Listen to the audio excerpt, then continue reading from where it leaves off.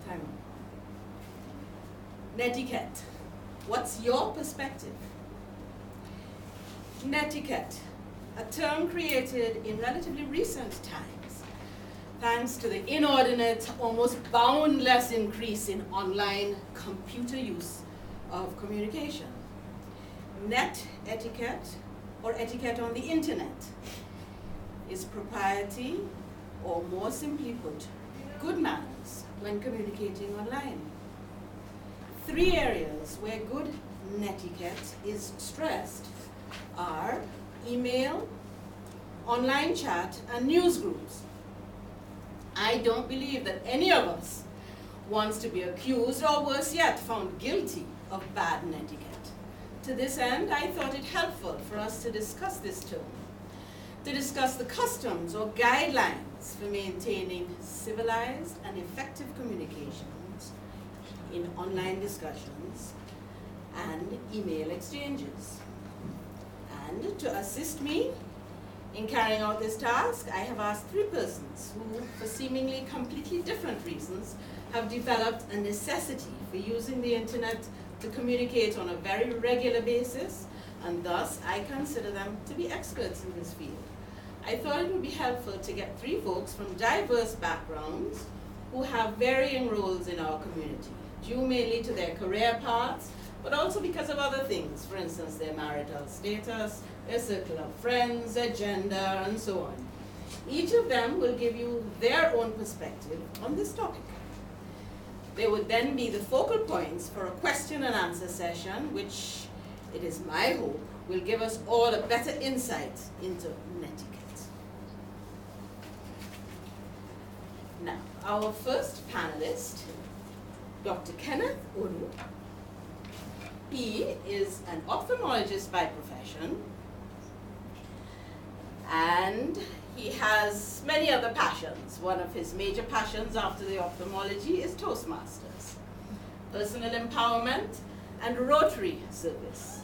He was born in Nigeria, West Africa. He grew up in several countries, including Germany, where he spent his formative years and studied medicine. So he has a lot of exposure to various cultures and religions. He currently resides here in our beautiful multi-island country of St. Vincent and the Grenadines. Dr. Onu loves to travel and to eat exotic foods. He is, however, at the same time, he's the medical director of the Beachmont Eye Institute and founder of Attract Freedom, 2 organizations that deal primarily with vision, outer and inner. He is currently the president of the Achievers Toastmasters Club and also president of the Rotary Club of St. Vincent. Dr. Onu was, by the way, the webmaster for our district conference, which was held here in St. Vincent in October 2010. And he also owns, personally, 60 different websites. So for this reason, I thought that he would be considered something of an expert. So, ladies and gentlemen, I will now ask our first panelist, Dr. Onu, to give us his perspective on netiquette.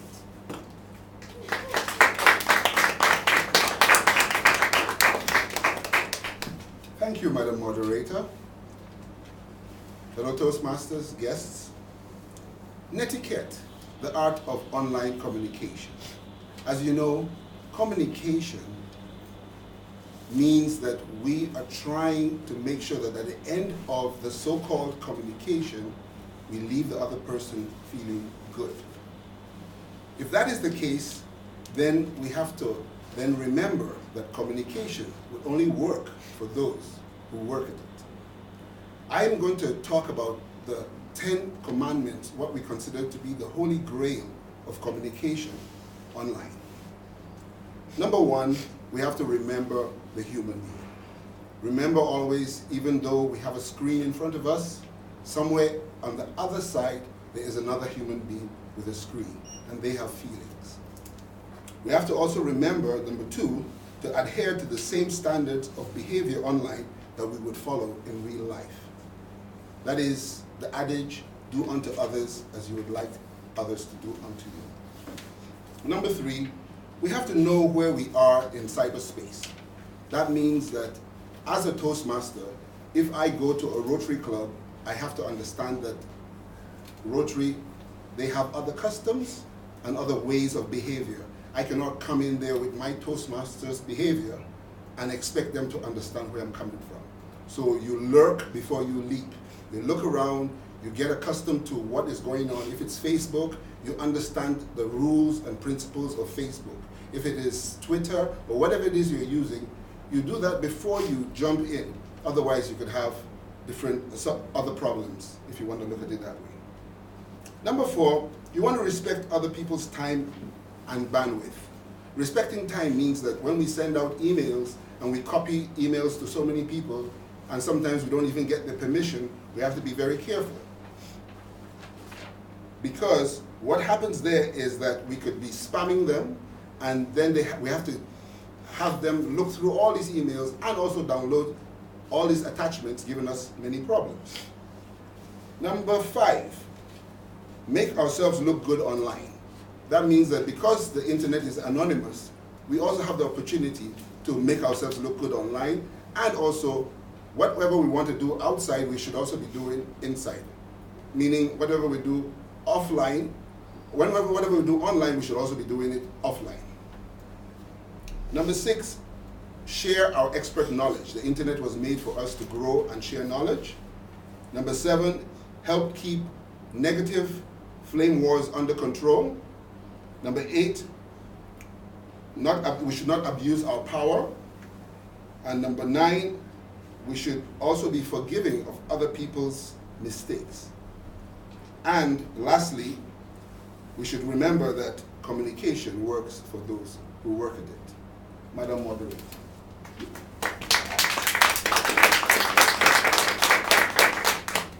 I will remind you, ladies and gentlemen, the question and answer session will be after all 3 of my panelists have spoken. So any questions or comments that you have, please hold on to them for after all 3 of my panelists have spoken, all 3 of my experts. My second panelist is Toastmaster Janice. Miss Janice, is it you? Yes. Miss Janice McMaster. Janice McMaster is frequently communicating online on the various networks, and she has a wealth of experience with the do's and don'ts of online communication. She uses this tool daily at her workplace, and as Vice President Public Relations of the Achievers Toastmasters Club here in St. Vincent, she's constantly required to post and email information. She also was in charge of the first club newsletter and of the first area newsletter that is now in circulation. She has recently been to a conference where she participated in one of the lectures there in Puerto Rico last month, which dealt with Nettiquette. Ladies and gentlemen, I give you Miss Janice McMaster. Thank you, Madam Moderator. Fellow Toastmasters, prospective Toastmasters. With the increase in technology and the mediums used to communicate come guidelines and procedures we must follow to ensure a smooth and positive flow. Most of us use one, some, or all of these communication mediums, whether it is emailing, online chat, BBN, texting. We need to remember the human. When communicating through these mediums, we tend to forget that the recipient is a human being. We only see what is in front of us, which is a lifeless computer screen.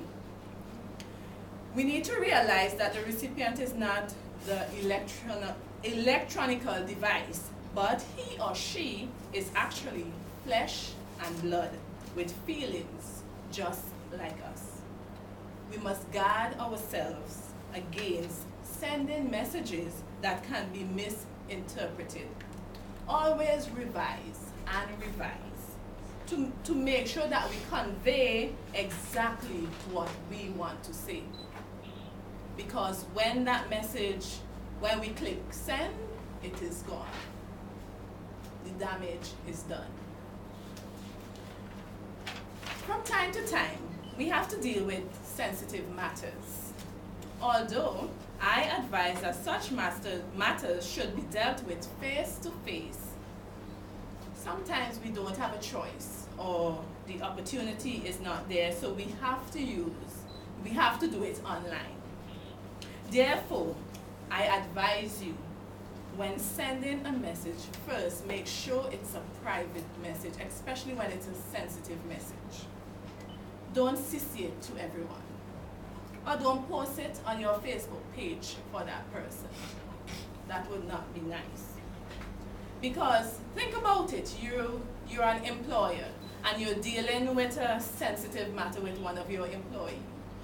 You would not do it in front of the other employees. You would you would let them come to a meeting and deal with that matter. So treat it as flaming wars. We usually have flaming wars on our social networks. That flaming wars is when somebody posts something, most of the time it's something that is not nice, and somebody responds, and then we keep responding back and forth. One of the biggest flaming wars is relationship. Flaming wars you would see online where there is a 3-party relationship. And somebody is sending and saying, it's to me, if you're doing that online, that is like you in a rum shop cursing. And do you see yourself in a rum shop cursing and getting on? No, you don't. I hope. So don't do it online, because then it becomes your personality. We need to remember the human being in all of this. Remember, there is a human is the recipient. The screen, the computer screen is just the medium. Remember the human being. Madam Moderator.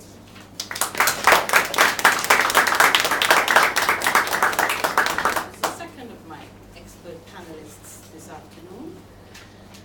And my final panelist is Mrs. Meline Glynn. Mrs. Glynn was born on the Twin Island Republic of Trinidad and Tobago, here in the Caribbean. Some moons ago, she has not divulged to me how many moons, she has studied. When she studied, she did her first degree at UE in Trinidad, following which she did a master's degree at the University of Warwick in England. Meline Glynn was a teacher for a period of time. She worked at CARICOM in the foreign policy, and she is presently the OAS, Organization of American States, representative here in St. Vincent and the Grenadines, working in international cooperation and development. Meline is married. Her husband, Emmanuel, is from Beckway, and she is the proud mother, as she always tells me, of 3 children, twin boy and girl, who are now 9 years old, and I think they're sitting behind there quite proudly listening to mommy. Or no, only one half of the twin. They both are.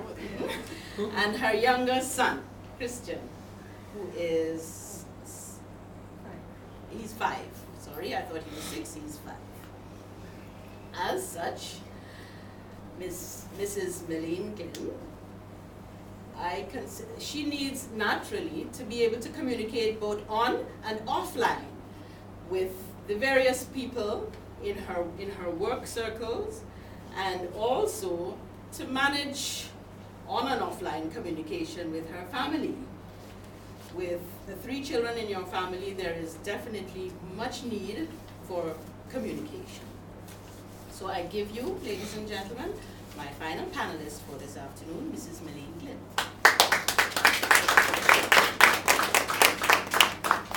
Thank you, Madam Moderator. Fellow Toastmasters, guests, good evening.